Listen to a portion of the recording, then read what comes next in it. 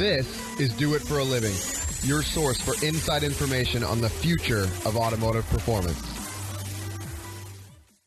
That is what an entrepreneur does.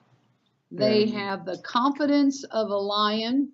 They know what they are and who they are, and they have a vision and they have a dream, and they're willing to do what it takes to persevere through all the thick and thin. What's holding you back from starting or growing your business into what it can be? Well, if you're listening to this, it's not a lack of information. What you're about to hear is all you need to get motivated and start making waves. Do It for a Living podcast details the journey of today's true players in their own words. Find out how they broke out so you can too. The time is now. The time is always now. Welcome back to another episode of Do It for a Living. I'm Todd Ursley with My Shop Assist, and today we have a couple of people that are been around for a long time, have a really great name, and something that I've always been interested in and wanted to do, and that is Pat and Bob Bondurant of the Bondurant Racing School. They are celebrating an amazing milestone this year with their 50th anniversary of the racing school itself. So goes without saying that they have been doing this for a long time and have obviously been doing very well at it. And so really excited to have them on the podcast with us today to kind of hear their story and, how the business has grown and how it's changed over the years and kind of what they're going to be doing looking to the future. So Pat and Bob, how are you doing today? Wonderful. We are fantastic. Thanks again for coming on board. It's been something I've been trying to work, kind of get in contact with you guys. I had met some of your employees at SEMA last year. You guys were doing a big unveiling with Dodge. And so really excited to have you on. And we're going to kind of go through the questions a little bit differently. You guys have been in the business for a very long time. And so just kind of wanted to get started by having you guys explain how you met and then how the racing school got started. That's kind of what I'm interested in is what steps were taken and what were you doing when you were like, hey, we should start a racing school for people. So how did that story unfold? Bob started the school. We've been married 8 years. So I'm the new kid on the block, but now I've earned my stripes, so I doubt there's anything you could ask me that I don't know the answer to at this point. She knows all of it. Yep, she does. It's great. It's a love story. It's a great, great, great love story. We're madly in love. Yeah, it's kind of a cool deal what we've got going on here, but I will, for the sake of time, to just kind of set up the stage. Okay. Of how this happened. Bob was started off in a Morgan +4, and he got into his board and stroke TR2 Triumph, but he just wasn't really. He was coming in second and third, but when you do these races in California at Laguna Seca and Riverside and Willow Springs and all the Paramount, all the famous racetracks, you can hear the boiling thunder of the Corvettes getting ready for the next race, and Bob decided that I want to be with those guys because those are the cool kids. Right. And so the story goes, it would be about 36 Corvettes per race. Bob bought last year's championship car, coming from not really a novice, but only a year and change under his belt. He had been a motorcycle racer, but cars were pretty new. So in 1959, he won the National Corvette Driver of the Year. And what that means is East Coast versus West Coast went at it. And in those days, those guys flat went at it. And so Bob won the West Coast division, and the famous Purple People Eater was the purple Corvette that won the East Coast. Well, the two coasts clashed. Bob Bondurant won. It was fabulous, but those racing in those 36 Corvettes. We all wanted to win. Yeah, fiberglass flying everywhere. I mean, back in those days, the corner worker, they knew whose fiberglass they picked up. The color of the car, yep. Yeah, Bob's They bring back the right front fender. I said, I think this is yours. Yeah. Thank you very much. They had that down pretty good. But after that, he had known Carol Shelby, and Carol Shelby had told him, Bob, I'm building a Corvette beater. Well, Bob was King Kong. He had won 18 out of 20 races, coming in second in the other two. Eventually went on and won 30 out of 32. So you're telling King Kong of Corvettes that you're going to build a Corvette beater, and Bob the famous BS line. Yeah, I said BS. Yeah. So, but what happened was when Shelby brought the Cobras out, and it was quite the race when Bob at this point was already in the Stingray in '63 when Shelby had that Cobra out there with Billy Krause, and the handwriting was on the wall. That's a Bob Bondurant quote. It took everything he had to catch up to that Cobra, and it was quite the day. And so Shelby saw that that he knew that he had Bob's interest at this point. Mm-hmm. So when Shelby saw that he had Bob's attention, he had Bob go race in the Continental Divide in Colorado. Mm-hmm. So we don't even hear about that race anymore, but it was such a paramount race back in the day. And Bob won that race, and he won the second race, and he won the third race. The second race was up at Road America. So he won that race. Now, Bob had never been in a Cobra, so this was quite amazing to have a car that the brakes actually were effective. Well, the big thing about it was lighter than the Corvette. Yeah. The Corvette, and the brakes were better. Bob gets back to the LA Times Grand Prix, wins the pre-race in that, does very well. And then the next year is the year for them to take the Cobras to Europe, and they did. And Bob and Dan Gurney had won Le Mans that year in '64. Ferrari had never been beaten. So that was pretty big stuff for these two Americans. Now you got to picture that. They're both Hollywood handsome. They are hot rodders from California. Oh, yeah. They've just taken Ferrari's lunch and handed them the brown paper bag back. Beat them at Le Mans. As a result, they did very, very well in '64, almost beat Ferrari that year. Ferrari kind of pulled a last minute, pulled out of a race, which prohibited the U.S. from getting the last 5 final points they needed to win. But Bob went back in 1965, and keep in mind, year-old cars. He was given one mechanic, Charlie Agapoo. None of the U.S. team had come back. None of the mechanics came back like Phil Remington to help all of this happen.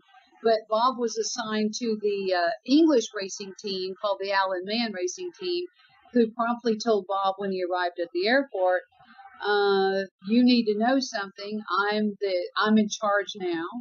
My two English drivers are going to be first and second. You're going to race third. And if you don't like that, you might want to run back home and tell Shelby. And what did you say? And I said to myself, BS. I am going to win. And he didn't want me to win, because he has English drivers, and he said, I'm English. I said, fine. And they were, both of those guys were very good, but I beat them. So Bob's instructions for 1965 by the team owner was, you will stay in third. You will never beat the two English drivers. Do you understand that? Well, Bob out-qualified every single time he had his Cobra or Daytona Coupe on the grid on the first place position, which is called the pole, every single time. But he would be told during the race, I told you to get behind your two English drivers. And I love the race where at Monza, Bob beat the record, the lap record, and the whole team and the entire grid by 5 full seconds, which is unheard That's of. amazing, yeah. And they wanted him to lose, huh? They wanted him to lose, and it was amazing because it was just all about, this doing photo finishes and stuff like that. So we got a great start, and we took off. And then came back around the second lap, and his crew was leaning over, slow down. Yeah, don't go so fast. You're making us look bad. And then he kept doing that. So I thought I was in fourth gear. So this time I came right in front of them. I downshifted to third gear. And so I'm slower. as soon as I'm out of sight with them, then I'm on full throttle. Come by next time. And I did that for about 10 laps. Then I thought, this is ridiculous. I'm just going to race. And I ended up winning the race, beating everyone, including the two English drivers, who were very good. And then we got to get together for dinner at the local bar. And one of the English guys said, how come you didn't wait for us? I said, I beg your pardon? How come you didn't wait for us? I said, I don't know how you race in England, but in America, I race to win, and I'm going to do that. So that'll be good. That set the pace for the entire race season. Long story condensed down into a teaspoon. Every race Bob qualified on the grid, and Bob also, even if he had a teammate in the longer races, he crossed the finish line every single time. So I love it when Bob watches the Olympics, because every time they're on the podium and they're emotional and they're playing our national anthem, Bob says that is what it was like when I was winning all the races in Europe. And on my heart, I would say, this is for all of you at home. In America. Yeah. So, and I really meant it, and that's the way it was. So we're trying to get to the point where we're talking about the school. So I'll just kind of yeah, we could talk racing all day long, especially it's amazing. I will tell you this, that as a result of Bob being the first and last American to win the World Manufacturers Championship in an American car, American race team, American driver, then he was hired by Enzo Ferrari to race Formula One Ferraris and the prototypes.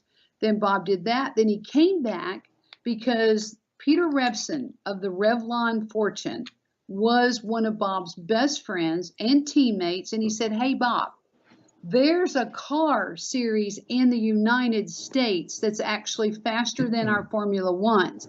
Bob goes, what's that? And it was called 200 miles. It was the CanAm Series. So they pack up their bags, they kiss the girls goodbye, they're on a plane, they land, they both have McLarens, Mark IIs, they're ready to go race in this new CanAm Series.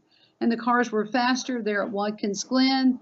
Bob's doing 150 miles an hour on a turn, and the steering arm broke. And as a result of that, and being in the hospital, and in traction, all the bones in his feet and ankle were crushed, and the doctor said, I was there. I've never seen an accident that bad. I am a bone doctor. I cannot put you back together. You will never walk again. Yeah. So now enters how the school was born. So when Bob was racing Formula One, John Frankenheimer, who produced and directed the movie Grand Prix, had asked Bob to be his technical advisor, and would he train the drivers, all the actors. So in that movie Grand Prix, if any of the audience wants to go back and watch that. Probably the best racing movie ever made. Ever. Well, I've counted Bob about 12 times because I know his helmet, but he and Phil Hill did all of the stunt driving, and at the same time, Bob is still in his Formula One season, so he's in the movie, not just as a technical advisor, not just as driving the camera car, not just as being in the all the wrecks and the scenes and all that, but he's also racing his own Formula One. I was driving a BRM Formula One car. Yeah, and during that part. Yeah. So what Bob learned from that was he was told, here's the actors, they don't drive. 2 of them don't even have driver's license. Now, picture this. And Bob goes, you want me to do what? And he said, I want you to get them into Formula One cars, which was not an easy task for Bob to get in a Formula One. But he did. He took these actors, he got them, and James Garner became his best friend until the day James Garner passed away. I trained him over here and put him in a Mustang GT350, then put him in a Formula Ford, and I got it going really good.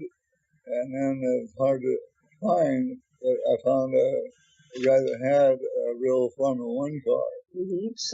So what happened was Bob realized during the filming of that movie that he really could instruct. Now, his past instructors were little stints, like he was the vice president of SCCA for California. They did some small instructional stuff on weekends back in the late 50s, early 60s. And then one week, Pete Brock had to go on vacation, thank God, right? And Carol told Bob to jump in the cars and teach the students for that week. Now, Bob is like, you got to be kidding me. I just did 212 miles an hour in a GT40, and you're telling me to teach students to how to drive? And he said, just teach them what you know, God damn it. And Bob's like, Bob loves to say, whoever those students were, he is positive that they have a story to tell that nobody would believe. Him training them for a week, his style. But we go back to the story where he knew that when he's laying in the hospital bed and he's told he'll never walk again, and he realized that what was really good to his heart was training the actors for that movie Grand Prix. Yes. And you got to realize, 2 didn't even have driver's licenses. So for Bob to get them from A to Z, not B, but A to Z, yeah. Was phenomenal for him to have accomplished that. So the accident happened in June of '67, and with the cast still on his foot, in Valentine's Day of 1968, 50 years ago, he's still in the cast, and he opened up his school. And I said, my God, Bob, how in the world did you get the sponsorships and all that? He goes, well, I was a world champion. I had won Le Mans.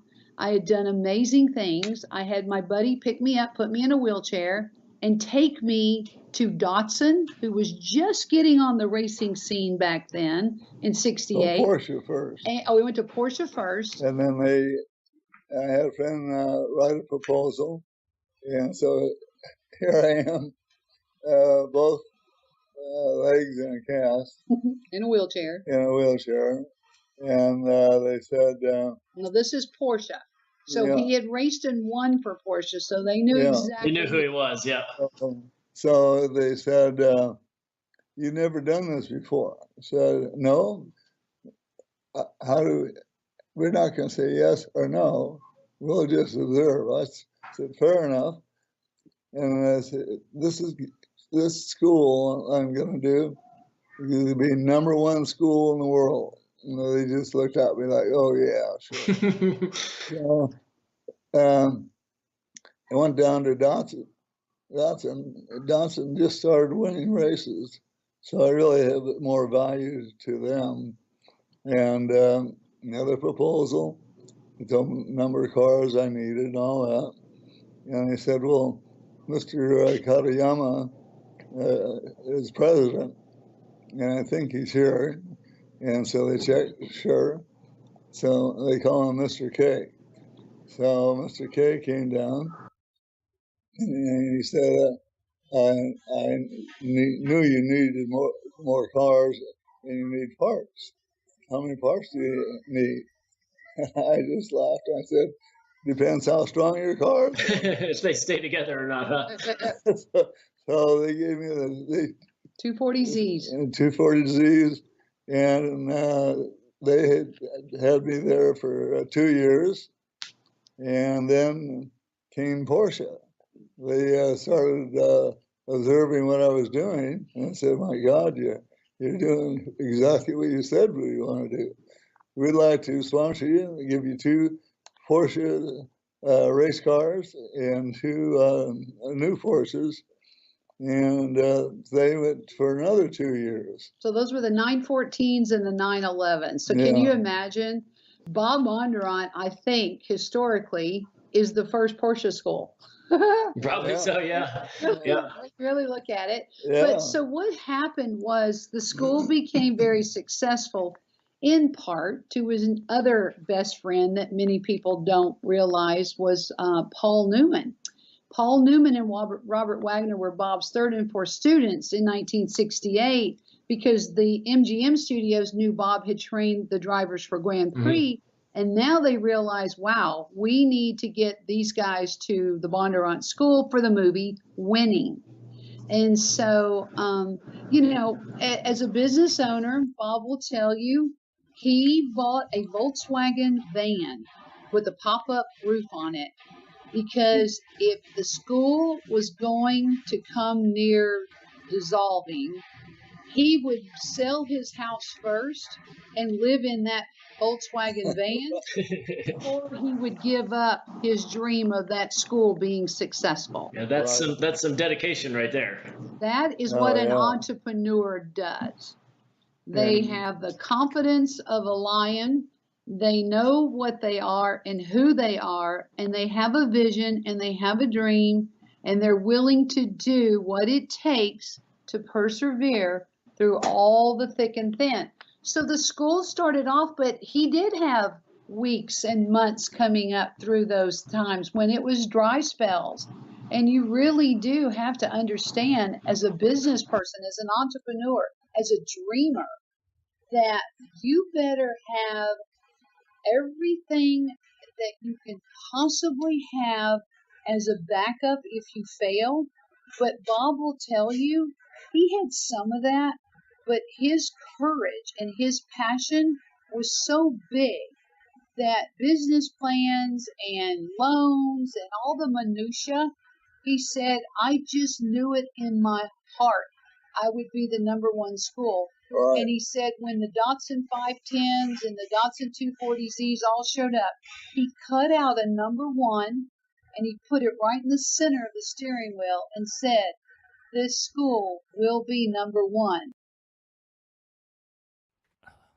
We all know owning a shop is difficult, so we created My Shop Assist to help you manage the various jobs.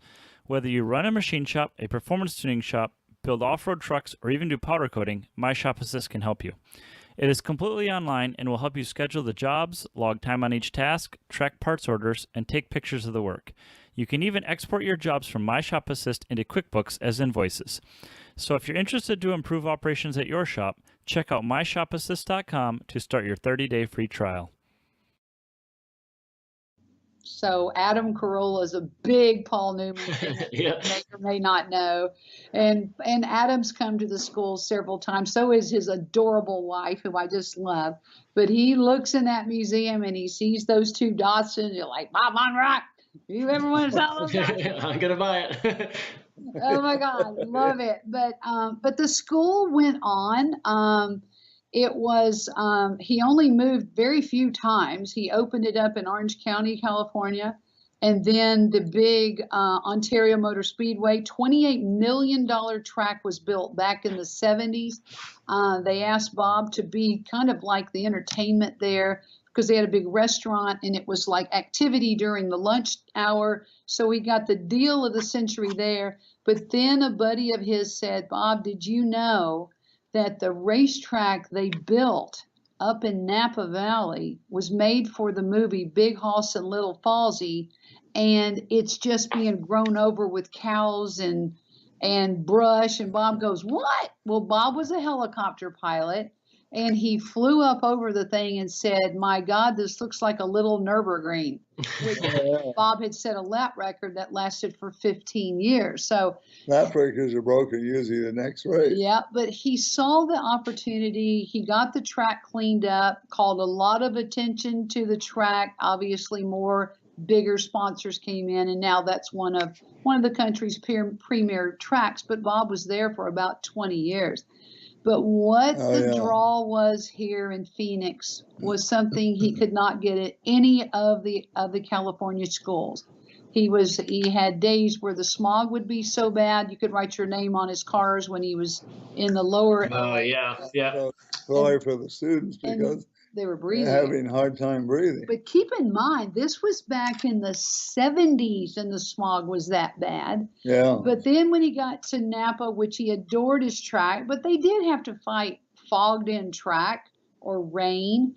But Bob had raced down here in Phoenix a few times, and all he remembered was he fell in love with the saguaro cactus, and he absolutely fell in love with predictable sunshine. Sunshine, yeah. 65 days of the year. I And love he sunshine. loves the sunshine. And what's amazing about having the school is, your weather is so predictable. And about 17% of Bondurant students are from Europe and Asia. And then another 17% is Canada, South America, Venezuela, and more of the Asian. But they come and they don't want to make a flight that long and not be able to know, is it going to be a Is it rain? going to rain? Yeah. What, is it going to be nasty? Yeah. So when Oh, people yeah. have asked, is there anywhere else that you feel like your track could be more successful? Bob will say, I picked Phoenix because of the sun. But the interesting thing, when I came here, it was all dirt. I had a picture in my mind what I would like to build. So I have done that, and it's fantastic. And you have a large paddock area, do all our basic training there before you go on the racetrack. And it's all step by step.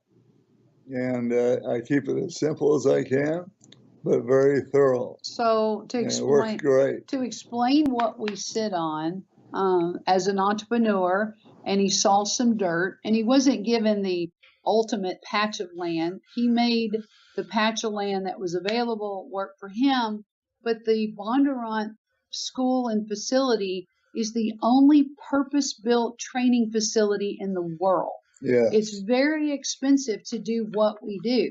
I mean, imagine trying to lay down an 8-acre pad of asphalt, because that's what we start all the training exercises on. That's why a lot of schools cannot compete with us, because they cannot afford to do what Bob has done. So because he's raced all over Europe and won, he took nuances from every track around the world and he incorporated those in this training facility.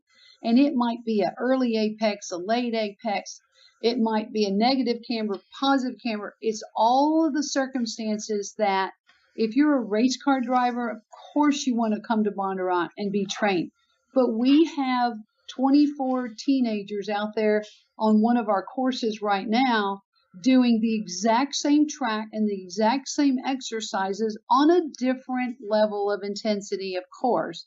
But even if you're not going to be a race car driver and you want to learn how to approach an apex on an interstate or an exit, your teenager is going to learn right here how to trail brake, how to go in slow and come out fast. I mean, everything we teach is car control. Yeah, looking ahead, total concentration on what you're doing. And the other thing, I designed our racetrack here. And I have to think about it. I thought, do I make it easy? Because it's all beginners. And I said, no, I'm going to make it It's very really complicated. Very hard. Yep. Yeah, it's not easy. It's not for the faint of heart, but I wanted to have it so that if when you leave here, you go to another racetrack, you can win on that. Yeah, he'll take you from mid-pack to probably podium with race car drivers. We know that for a fact. We train most of the NASCAR drivers, believe it or not, for road racing. They have now 3 road races a year, so we train them here. So this really is the University of Bondurant. It's not, but what's interesting to me is it's not only for the race car enthusiast or the driver or the guy that wants to be. It's for the car enthusiast who just wants to be a better driver. And when you boil down what the Bondurant method is, which is what we call it here, you're really learning the physics of what a car will do, and you're learning how you have control over it. It does not have control over you, and you will come out a better, safer driver and a race car driver, whether you're a teenager or you're Jimmy Johnson. It's all about car control. Mm-hmm. And when we start, I want the students to be sitting in the car more straight up so they can feel the car and be a part of that car, whatever it is. So you can learn a lot quicker that way. It's all positive. But I do want to address some of the issues that I think your listeners would be interested in as far as from the business perspective of having a school. During the recession, for example, 113 schools in the U.S. went under. This is not for the faint of heart. People have asked us, well, what have been some of the biggest challenges? And Bob said, I'll never forget the gas shortage in the 70s where we had to go get blackjacked gas in barrels, cover them in pickups, and get them to the school. That was up in Sears Point. You had to smuggle them in. Had to smuggle gas in just to keep the school going because you can't miss a day, a week, or a month when this school is expensive to maintain in the first place. And you figure out ways. But he goes, that was one of the scarier moments of my life. Because they could only train a certain amount of people. Yeah. Yeah, you're limited by fuel, huh? You couldn't do as many people that wanted to go. You could do as many cars that you could fill up with fuel. Oh, yeah. So, I mean, he was like, I have to tell you, that was one of the most challenging experiences for me because my students were still flying in. I just had to figure out how to get the gas. So, I mean, interesting about this thing, the guy at Sears Point was the maintenance guy.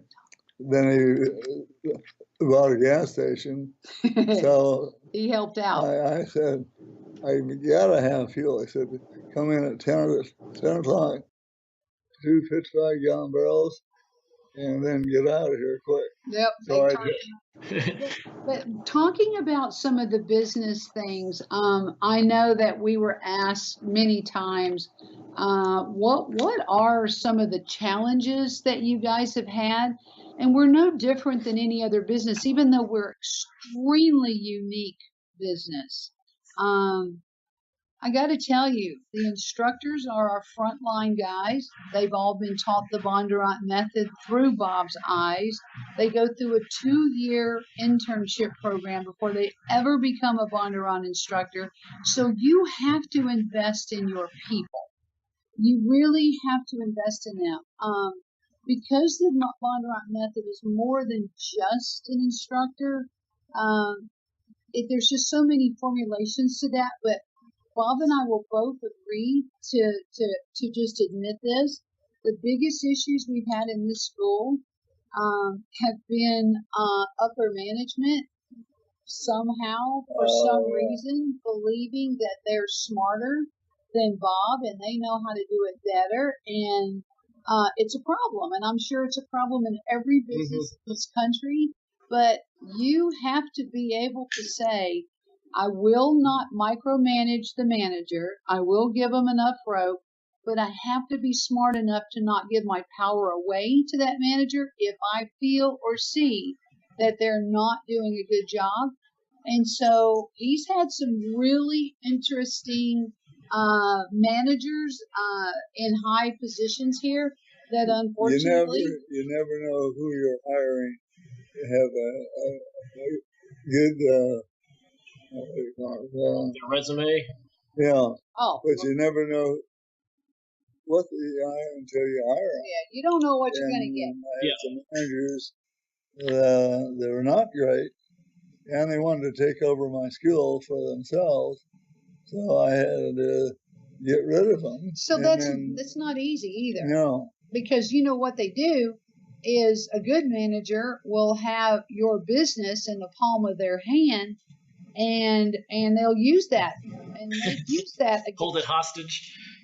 Yeah, I mean, he's been held hostage. But I came in 8 years ago, and I think I'm pretty famous, and I'm not bragging about this, but I had to clean house. I saw what was going on. I saw that they were trying to take advantage of Bob. He's a race car driver. He's a okay businessman, but he was smart enough to delegate the minutia of the business. But what he wasn't smart enough to do is to go, why? Why are these things happening? And who is in charge of this? And I had to come in and I saw what was happening. They were trying to take advantage of him. We cleaned house. We're happy that we cleaned house, but Oh, yeah. it is a family-owned business. It is myself and Bob, and then our son Jason, who is the vice president. We started Jason off in the parts department in an Arizona summer. So he's like, "What did I do To deserve this?" Yeah. And we said, "You're going to learn from the ground up what every one of these people go through on a daily basis, and you're going to figure this out," because he's so smart and he does get it. His strength is really in relationships, but he did need to know, what do our shop guys have to go through? What do our instructors go through on a daily grind?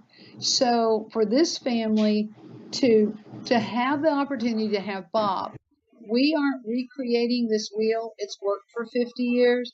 We want to embellish it from time to time as you want to do, because technology changes but I think our best advice is, don't ever let the reins of your company go to somebody else without you looking at your accounting and your sponsorship relationships. If you own it, you better show up and be a part of it, and do not delegate and assume that everybody else has it under control. Another thing I do, once someone's been here really about 3 months, they don't really know the school that well, so I have them go through a 4-day Grand Prix course. And Jason did that. All of us did. Yeah, and Pat did that. And I was her instructor. Yeah, can you imagine? And we're married 3 months. I've had sports cars my entire life. Jaguars, Porsches, Corvettes, Barracudas. I had them all, but I've never raced, didn't want to. I just wanted cool cars. So imagine being married to this guy. I've never been to a race in my life. And I'm only helping out. Never heard of Bob Bondurant. I think I'm the only Mohican that hasn't. But when I'm in here and I'm trying to help out with the marketing and stuff like that, kind of on a part-time basis, and he goes, "Well, sweetheart, today's your day. You're going through class." And I'm like, "What class?" Class, which is 4 days. First 3 days learning car control. The last day is the most fun. It's an open wheel, like a Formula One car. Yeah, fun if you want to have a heart attack. It's intense. Our guarantee is your DNA will be shifted on day 4. There's no question about it. But what Bob's trying to explain is that if you're going to have a business and you're going to invest yourself in it, you better invest all of your people. Our receptionist, our secretary, our accounting, our shop, our facilities, every single person that's hired at Bondurant goes through about a $6,000 4-day course. It ranges from $5,000 to $6,000 for a 4-day course. Everyone, why does he do that? So that if anybody that's a student stops any employee in this school and says, "I don't know, what I'm going to be doing next," or, "I'm excited, our employees can tell you exactly where you are in your lineup, in your course, in your day, what's coming up, so that you're not BSing about the company. We literally throw you in the pond, teach you how to swim, and when you come out, I don't care if you're the guy that's the maintenance guy that's planting new flowers for me. You better know this class and this course and this school and this history inside and out." And I think that that's what makes companies like ours just heads above the competition, is because we take it so serious. This isn't about just making money. This school is about saving lives. And that's what saving accidents as well from happening. So we have a big responsibility here. We have people's lives in our hands on this facility in a safe, controlled environment, but we do not want our employees to ever say, "I don't know the answer to that," when they should know the answer to it. I want them. But I can't imagine Be aware of everything we do and how we do it. Yeah, I just can't imagine us not having anybody that doesn't know why we're here. Yeah, that's got to be something good for, retention and keeping good employees, because that may be, employee training is something that often gets overlooked. When you start your business and you start hiring people, you kind of get this expectation that they're just going to work as hard as you do and do the things that you do, and kind of you forget that, hey, you got to train these people, and you have to teach them, why this business means so much to you, and what they need to be doing every day. And so it sounds like you guys are, obviously investing a lot of opportunity cost in, having them do the school, but it's a lot of time and a lot of effort to get them to appreciate, the school in and of itself. And that can be said for, pretty much any company, is getting, having your employees like it and be able to answer questions. And you're not We're always all about quality. Yeah, Mhm. but we're all about quality, but you're not always going to invest all that in that employee and they work out. Yeah, that's the hard part. Had to put all of this effort and all of this energy and all this training into employees, and we give everybody a 90-day.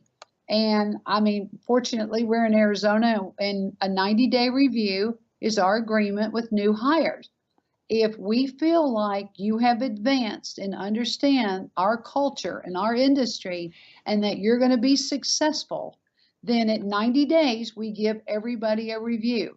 And we have had to spend all of that time and money, and we've had to let people go, because if you don't fit on this race team, you will not serve us well. And we have to be honest with you.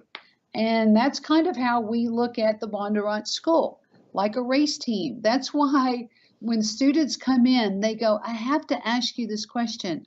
Why is everybody at Bondurant so happy? And I never even thought about it. I didn't realize that that's the perception. But it's because we do engage them in learning the business and feeling like they are a part of it. And if they drop the ball, we don't always ask that you pick the ball up. We expect the guy behind you that saw you drop the ball to help you. And that's the culture. We're a race team. If you're going to drop a tire and you're changing tires at a pit stop, and you see your guy can't pull his weight, then go help him. And it doesn't matter if you're baking cupcakes, whatever your industry is, you have to hire the people that know that if that guy drops the ball, you pick it up. And it's not only being a team member, you're probably going to be the candidate that's going to get promoted first if you're the one that's out there doing the extra mile.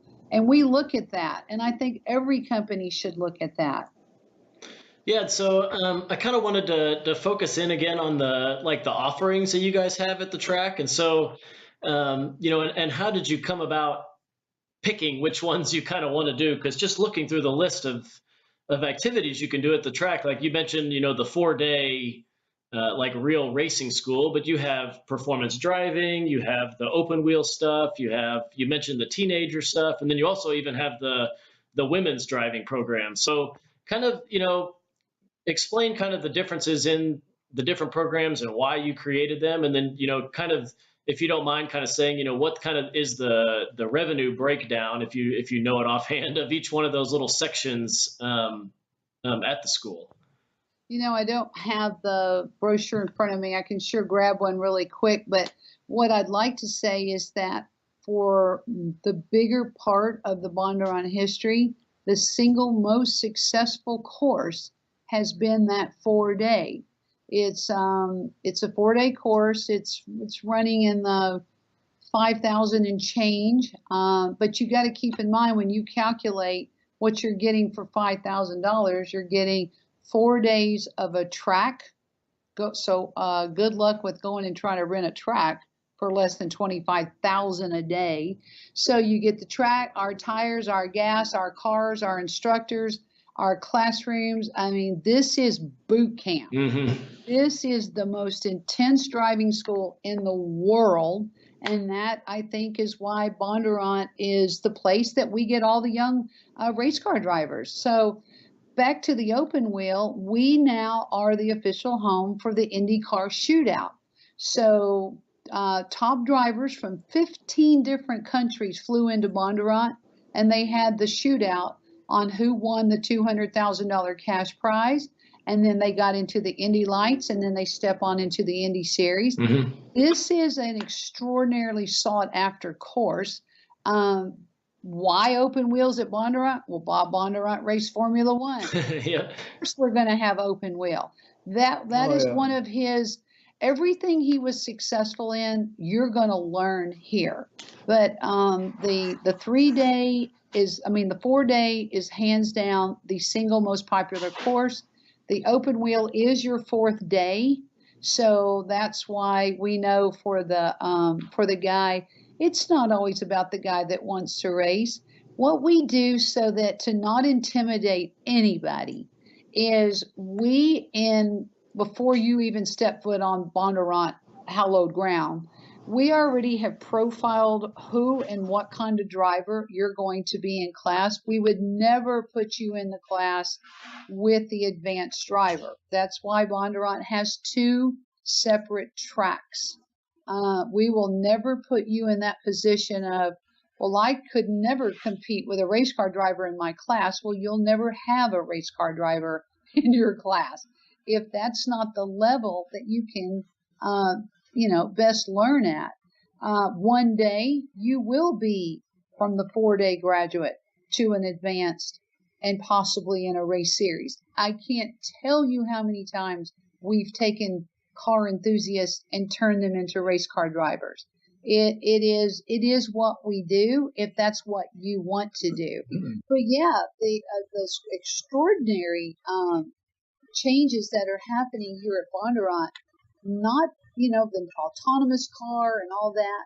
Bob will tell you that the technology of a vehicle has changed by light years just in the 50 years he's been teaching school. But what's never changed is the necessity to train the driver. Right. You still have the basic skills of having to understand the physics of the car and car control. But the other courses that we offer, we have custom courses.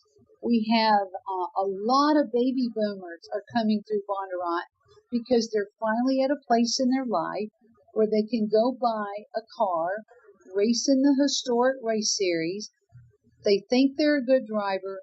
They're smart enough to know they need to get before they get on the track. So when we talk about our costs, it just varies on what level your expectation is that you want to be trained here. So there's something literally for everyone. We have the Hellcats, and I promise you this. I could go out right now and probably 24, 28 students and ask them, what do you drive? And you're going to get everything from, of course, the Hellcat owner who's here, who's excited out of his mind that he can be taught how to drive a Hellcat. But we've got the Lamborghini guy, we got the Porsche guy, we got the Jaguar, we got the Quattros, we've got every walk of life and every car of life. But our job is to teach you how to get in any vehicle and learn how to control it not control you. Absolutely. So with the Hellcat, here's our promise to you. Once we teach you how to manage a Hellcat, because that Hellcat got the Hellcat for a reason, it is like trying to grab a cat. But when we have found that to be one of the most incredible training vehicles for a number of reasons. It's heavy. Well, that's going to teach you a lot in a heavier car. It does not overheat. Can you imagine what we put a car through? And if it doesn't overheat, then we get to keep that car on the track longer. And I don't mean overheating. Brakes are fantastic. Brakes are fantastic, but I don't mean overheating because we're in Arizona. These cars would overheat anywhere if you put them through what we put them here at this track. So temperature aside, it's what you learn at this school that is harder on any car you will ever punish in your life. but we are getting 34 of the we call them the Hellcat 2.0s, but actually it's the wide body It's built for a little more appreciation of being a track car. I think you're going to see the Hellcat and the Challenger body style is going to be introduced in a lot of the different race series coming up. You're going to start seeing them in a lot of places. But the different courses, we even have the Fiats. We have the Fiat Spider hasn't been in the United States for over 32 years. They brought them back last year, and they said, hey, Bondurant, what do you think about us giving you guys about a dozen of the Spiders, the two-door convertibles, which I adore, and about 24 of your 500 of ours? If you want to see a bunch of Bondurant structures having fun, left work, and we get in those cars, we have the time of our life. We do. But it is a Fiat owner upon purchase of his Fiat, just like the Hellcat, just like the Demon, he can come through the school and get an amazing, Bondurant course given to them. We even take those Spiders on road rallies, which has now become the husband will come through in the Hellcat, the wife will come through in the Fiat. Yeah.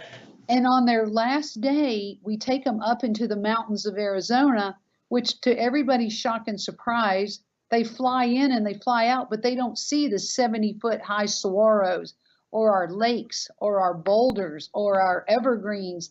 And they're blown away at the scenery. It's like every turn is like an oil painting.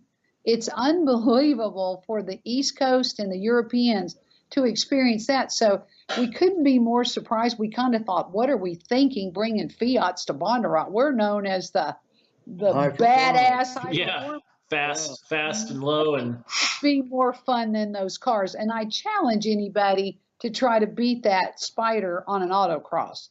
I mean, we can't get anybody to beat that thing. But speaking of the different courses, so I would be remiss if I didn't share with you our newest program, and it is that the Bondurant Drag School. Mm-hmm. So people are like, wait a minute, I thought you were yeah.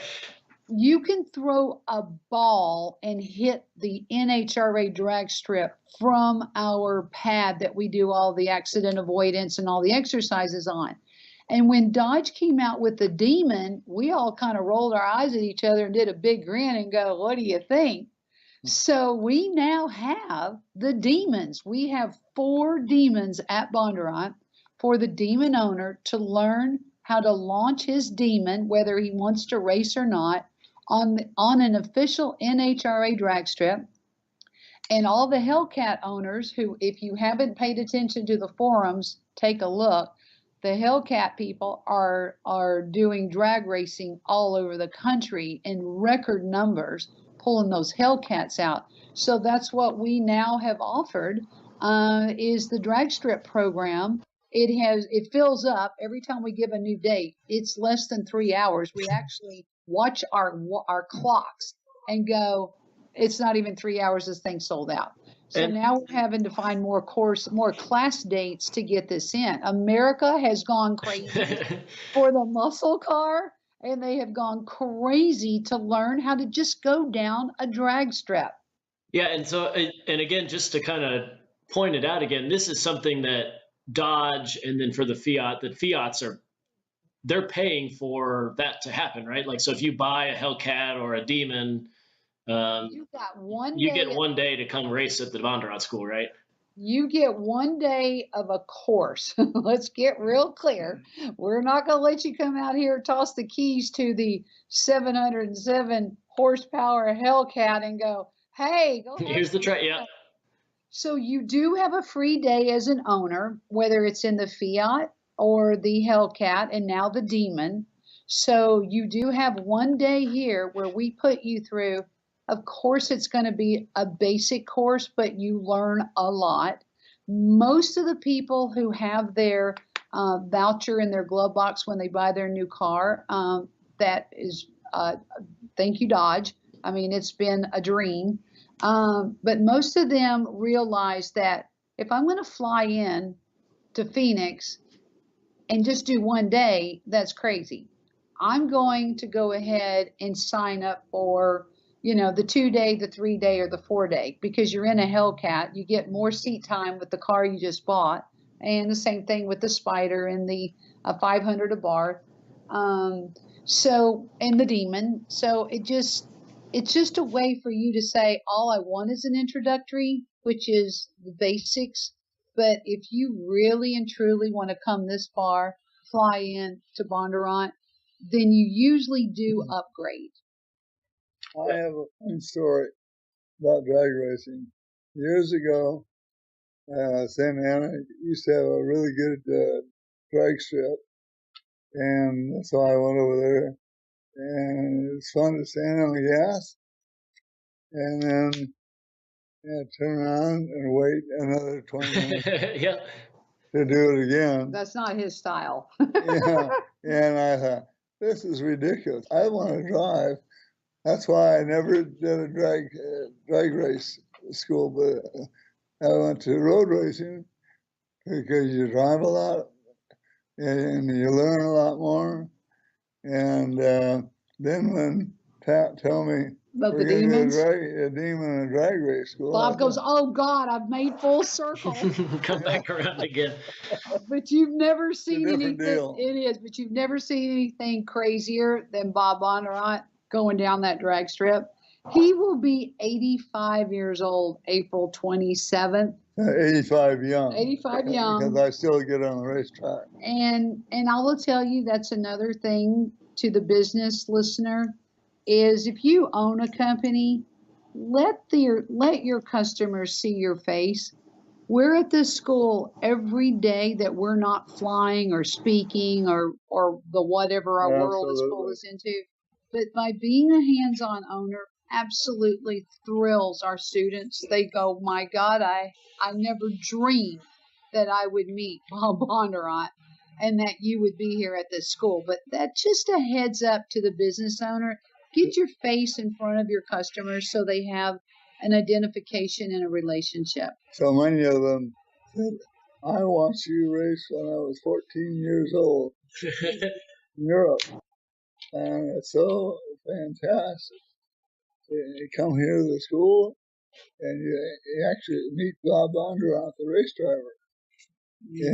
And I like him because I like to see them learn by the hour, by the minute, by the second, how they really grow.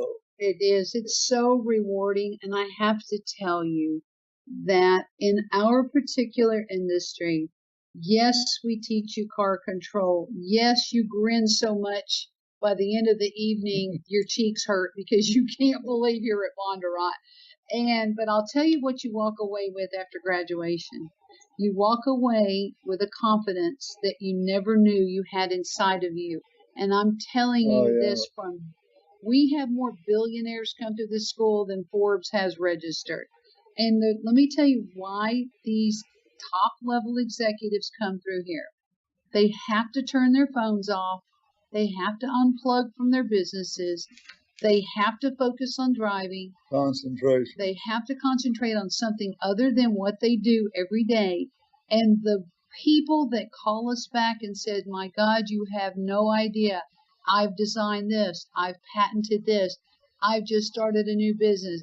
It is unbelievable how getting away from what you do and the stress and come through this, we do call ourselves the adult Disneyland because it is nothing but smiles and men in shorts and little baseball caps. You just think you're at Disneyland. Yeah, they probably really appreciate getting to turn off and just relax and enjoy themselves. You know what's funny? And I have to share this with you. I ask our marketing and sales department, I go, help me understand who is purchasing these courses. I want to know who that is, thinking it was all men. About 74% of our calls that come into Bondurant are from women buying the courses for their husbands, their sons, their brothers, their bosses. It's unbelievable.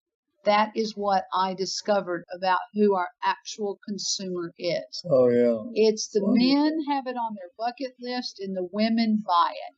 I find that amazing. And I also find amazing, and I have no explanation for this.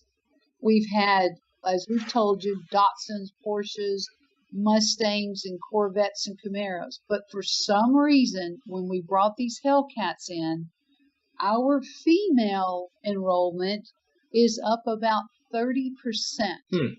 It's I don't understand it. I've asked each individual woman, why are you here? And the answers are never the same. Interesting. I'm a good driver, or my boss went, and all I've heard about is Bondurant this, Bondurant that. And I thought, you know what? I'm going to go do that too. Others are, hey, I bought a Hellcat and I want to know how to drive it. But I can't put my finger on how women have just suddenly started dropping that veil of fear about driving, coming to Bondurant, learning how to, drive your car no matter what it is. And I'm thrilled. I will tell you, as a 51% owner of the school, that I'm not out there promoting women coming here. It's happening by osmosis. It's just happening because of women are like, you know what? Why am I sitting at home when he's out there having fun? Yeah, you can do it too, and you're probably going to be better at it than he is. So. And, well, the report we get when the husbands and wife come is that they basically renew their marriage vows. Because the wife now can speak the language. Mm-hmm. And it's not that you're driving manuals. We have as many automatics as we have manuals. The shocker is how many women prefer the manual because that's what they were trained to drive in. I every day I learn something new. Yeah, that's fantastic to hear. You know what's funny about that? Exactly. When we do, our corporate business is up by 70% in the last 72 months. And we've kind of figured out that we are the new golf course. So when businesses are trying to do customer reward programs or team building or appreciation to their clients, and they've chosen Bondurant because in some cases, not always, women don't golf and they don't fly fish, but everybody drives. Mm-hmm. So the corporate business has just blown up over here with everybody getting in a car. We're just like having to adjust to that. Oh yeah. You only have so much asphalt and so many hours a day and so many instructors, but we're totally embracing the corporate business, understanding that if you don't build your team and you don't reward your people and your customer, you're probably going to lose them someday eventually. So why not do something fun? I mean, we have corporations that this has been their annual trek every year, is to come back here for the top producing employees. Yeah, and that's one an interview that I'm getting scheduled now is with the Power Stop Brake guys. They were just out there, I think maybe 2 weeks ago.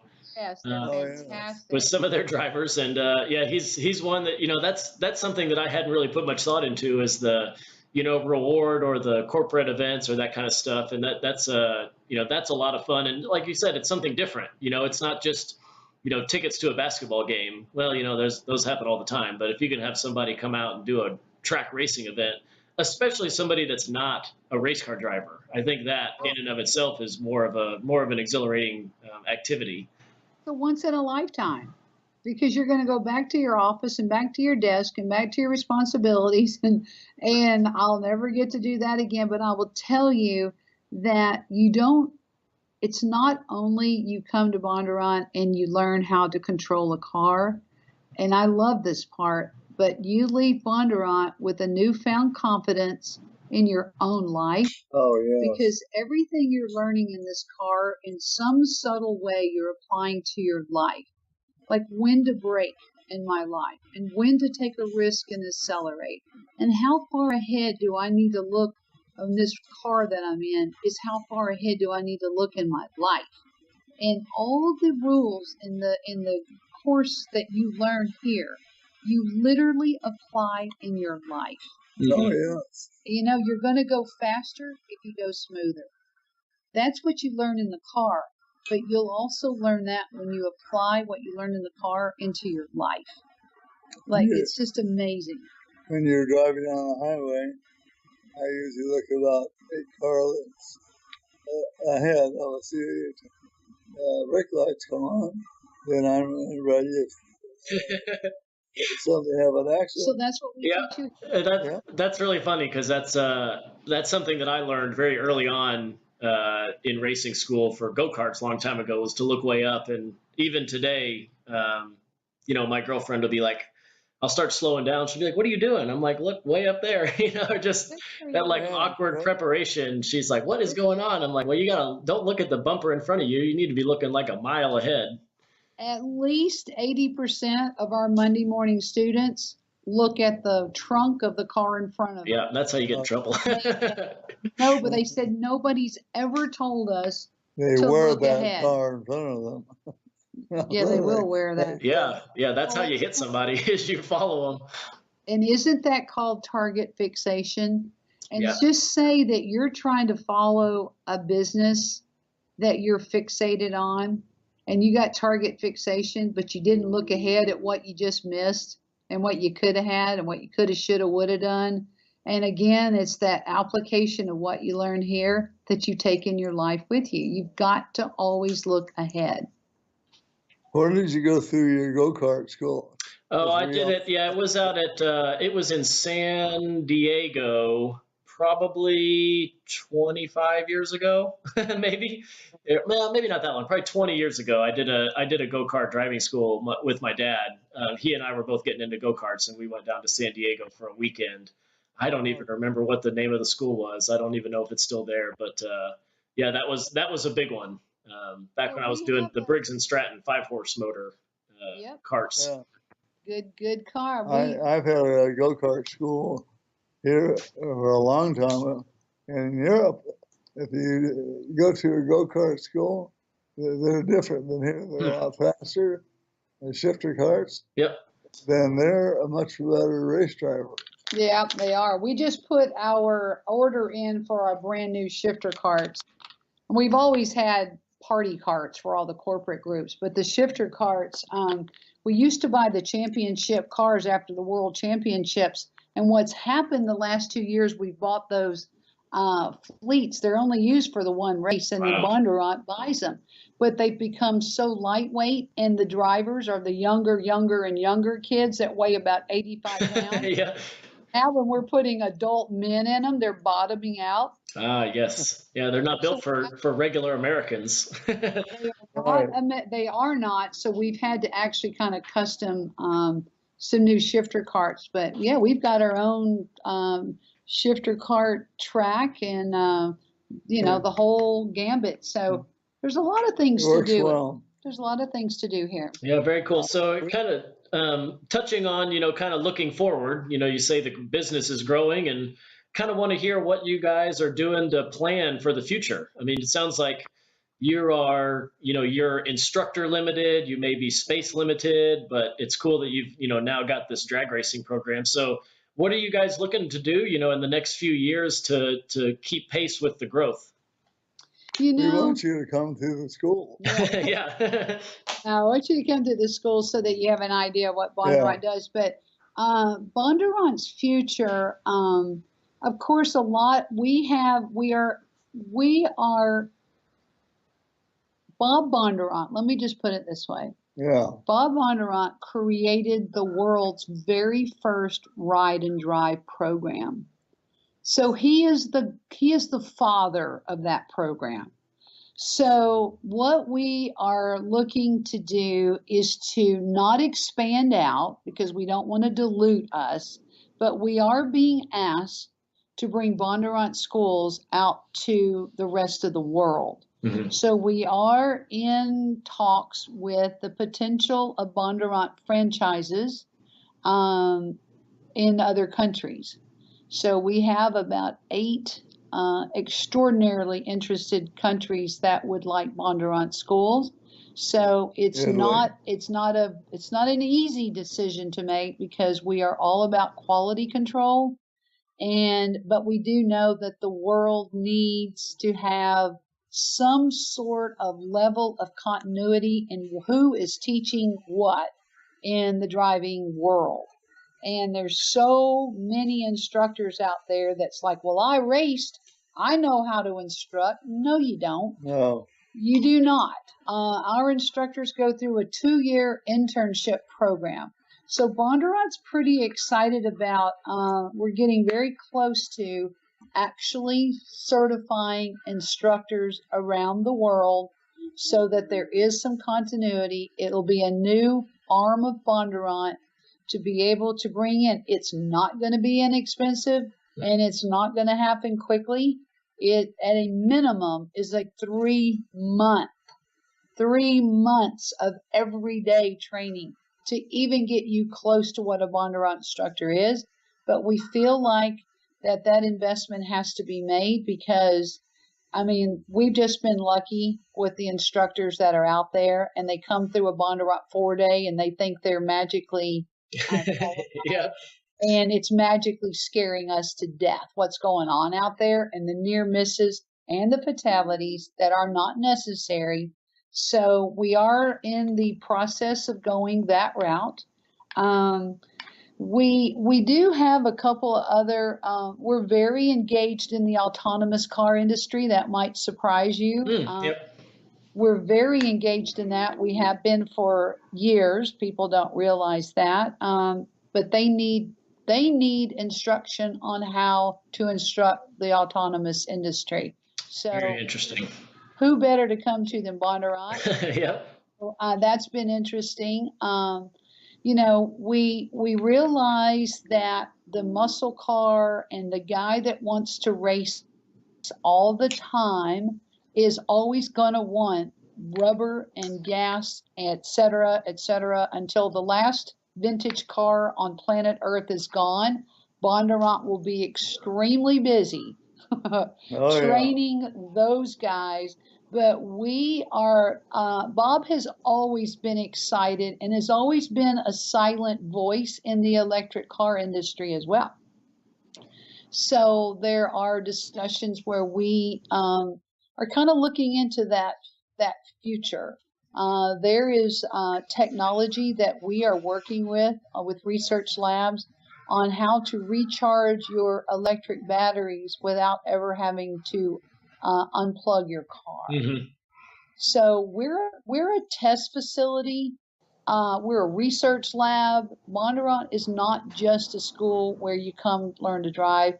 The world looks to us because Bob and the school has been considered the global expert authority on driver training and safety. And we've earned that reputation. And, you know, if I had a wish, my wish would be that we get an audience pretty soon in front of the Department of Transportation to unify our own country's driving standards when they go through driving courses. You know, Todd, you or anybody can go pay $50 and buy a shingle and say you're a driving school. How scary is that? Yeah, I have instructed for many people, and I would definitely not just in like the HPDE kind of fun stuff. And yeah, I would never consider myself to be that good to open up my own school. So it's a little that is a little unnerving that you can just go do it. Well, unfortunately, it's that easy, and we do get the teenagers who went through these mom and pops, and they've been in an accident. And then mom and dad are like, you're going to Bondurant. Mm-hmm. But what's concerning us is we don't even know what they're teaching out there. And this country has never had a level playing field on here's the rules. If you're going to live in Boston, you move to LA, you get transferred to Minnesota. What is the unified driving what are your certifications of even getting a driver's license? We are the most relaxed country, I think, in the world on issuing out driver's licenses. Europe, really are very. It's about a 2-year program to get your license in Europe. And it's much better than over here. Well, they don't have the accident. Yeah, they don't have, yep. But they're not, their country wasn't built on the Model T like we like to think we were. Yeah. Oh, I know. I'm really excited to hear that you guys are planning for the future, because that, the being able to drive a car, I feel personally, and I think I've shared this with a lot of people, is something that's going to be dying off here pretty soon. But the activity of driving a car will be more and more exhilarating. So, being able to go to Bondurant, have your autonomous vehicle take you there, and then be able to push the pedal and turn the wheel yourself is going to be something that's going to be a lot of fun. I told you we were adult Disneyland. Yeah. Yeah. Oh my God, this is like, oh my God, there are so many people in the world, let's just say this country, that they have no business ever being behind the wheel of a car. Those are those circumstances where we are thrilled. We believe that will help reduce the fatality rate on the highways.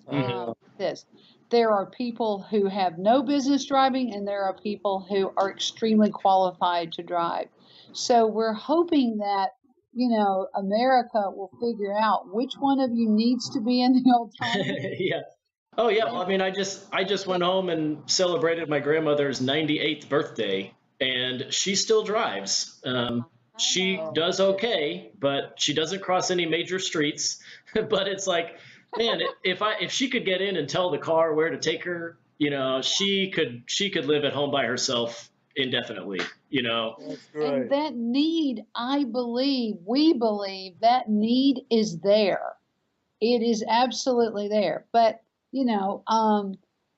there's just the ones. We had a lady, she was 80, mid 80s. Mm-hmm.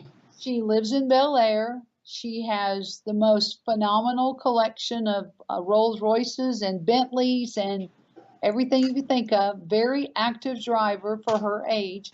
She bought a Hellcat and she drove it from from Bel Air. Oh my God. to Bondurant with her butler.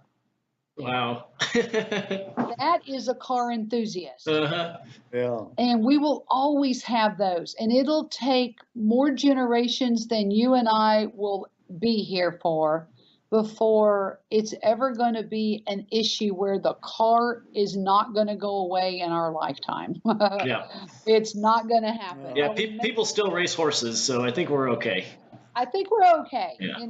and the fact that we're involved in all that technology, which the world doesn't realize how involved we are, we're on top of every single thing that's happening out there, and we love that, and we just love everything to do with keeping the people behind the vehicles safe. And I'm going to say Absolutely. that unfortunately, for some reason, Arizona seems to make the news more than any state in the flipping 50 states. And we don't ever get the good stuff. We always get that. And then Arizona, unfortunately, what we're going to be adding to our own curriculum, not just being a better driver, a more conscientious driver, don't text, don't drink, don't do all those things while you're driving. But we also need and are going to be folding into our course, hey, if you're that pedestrian, you be a better pedestrian. You stay in the crosswalks. Don't jump out in front of an autonomous car and which had a person inside. So neither the autonomous car nor the driver were able to react to somebody jumping out in their pathway. So, it's unfortunate that fatality had to happen, but it's not only the responsibility of the driver, whether it's autonomous or not. We got to remind people that crosswalks are there for a reason, and it's to keep you safe. It's not a bad thing. It is to keep you alive. And so we've realized that wrong way drivers has become another mess that there's no explanation why so many deaths and crashes are happening from wrong way drivers going up ramps. We have a program that's emergency evasive maneuvers. If that happens, teaches you how to move over quick with a wrong way driver. that helps that. Wrong-way driver is just, it's just another phenomenon that Just it's wild. is going on. It's like somebody's wires got pulled because it's Yikes. happening. I think it's over 300 crashes just in 2017 in Phoenix. Wow, that's totally crazy. It's crazy. So, but we keep our finger on the pulse of what's happening in the driving industry, no matter electric, autonomous, vintage, current cars, exotic cars, muscle cars, drag cars. It's the whole gambit of life that we keep our finger on that pulse to keep it healthy. Oh yeah, That's great to hear. Yeah, so I guess kind of there's one question that I like to ask all the guests here, which is kind of unrelated. It's related to cars, and so that is, what is your daily driver vehicle? So what did you guys go to the track in this morning? Let me ask you, I went to get a driver's license renewed, and I couldn't pass the Bob. the eye. Yeah. Oh no. 85th birthday, his driver's license is expired. Yeah. And so we went down, and much to everybody's surprise, he did not pass the vision. The vision, okay. He is so mad. He's like, sweetheart, what vitamins do I need to take to get my eyesight back? So he's a character. I'm telling you, he's a character. So, of course, we're going to every eye doctor. How can we correct this? But the truth is, his eyeballs are 85 years old. And they're going. So I am the official first and only woman Bob Bondurant has ever trusted to drive him. Wow. I put it through the 4-day. Yep. So he knows my capabilities. He's very happy. I will tell you that our everyday driver, which I absolutely love, is that Durango, the 392 with the bigger engine. We just got all of ours unloaded off the transporter. They give all the management Durangos here, and I'm like, oh, come on. I'm not driving a Durango.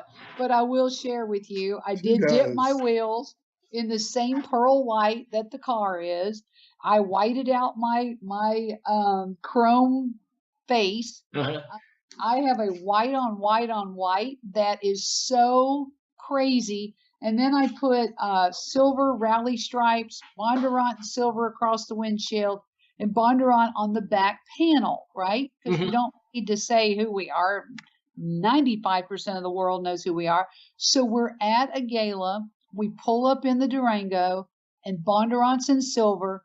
And this young couple behind me, she goes, oh, my God, honey, that's our next SUV. Wow. What? She goes, look, it's a Bondurant. A Bondurant. Oh my God, is that not hysterical? It is totally mama's car. Now, I will tell you, up until lately, we were scooting home in the ACR Viper. Wow, that's pretty rough. That's impressive. I had a Viper for 7 years. I had the Generation 2 Viper. So if you can drive that, you can drive just about anything shy of I can't even F1 car. I mean, that car was insane. So we would sneak the ACR Viper home. We still are accommodating all the Viper owners. They do still come through the Bondurant course. We do still have a fleet of them. The courses are not open to the public. They're only for about 90 more Vipers are in build still. If you can believe that. Because the orders were so big. So we do slide home in the ACR, and it's fun because we get boxed in with iPhones, us going down with I bet.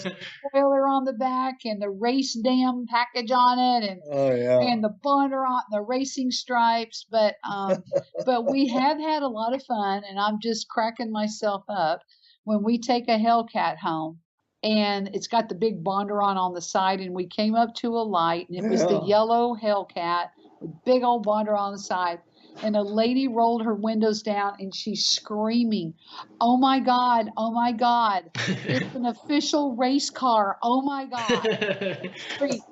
It was hilarious how the kids just go nuts when they see that name. Little kids know what Bondurant is. It's just hilarious. Yeah, it's amazing. So because we have about 200 cars to choose from, our everyday driver changes almost every day. Every day, yeah. It's just Right. something we like to ask because it's usually not something very flashy.